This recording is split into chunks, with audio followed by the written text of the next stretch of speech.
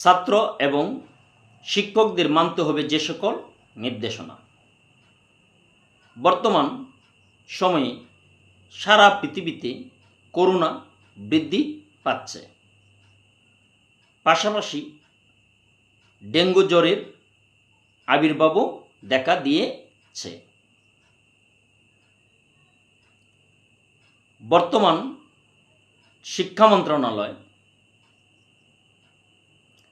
মন্ত্রণালয় একটি গেজেট প্রকাশ করেছে যে সকল শিক্ষা প্রতিষ্ঠানের শিক্ষকদেরকে এবং ছাত্রীদেরকে ভূমিকা নিতে হবে মানুষকে সচেতন করতে।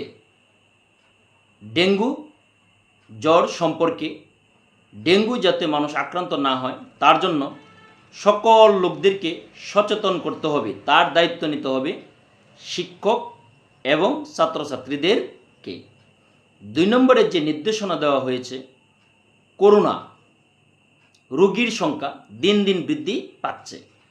আজকেও বাংলাদেশে 24 ঘন্টায় 26 জন করোনা রোগী শনাক্ত হয়েছে এবং একজন ব্যক্তি করোনায় আক্রান্ত হয়ে মারা গিয়েছেন।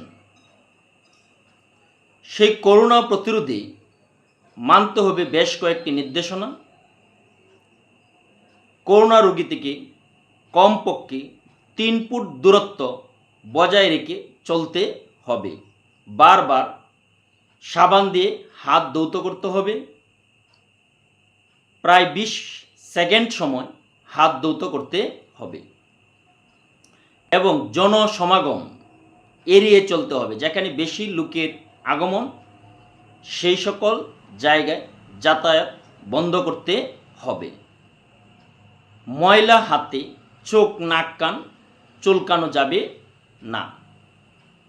হাঁচি কাশি দেওয়ার সময় অবশ্যই রুমাল ব্যবহার করতে হবে অথবা হাতের কনুই দিয়ে ব্যবহার করতে হবে। মাস্ক পরিধান করতে হবে।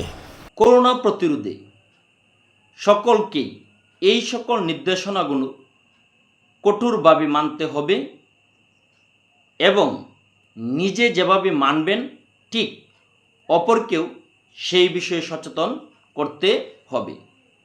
সবাই ভালো থাকবেন, সুস্থ থাকবেন। আল্লাহ হাফেজ।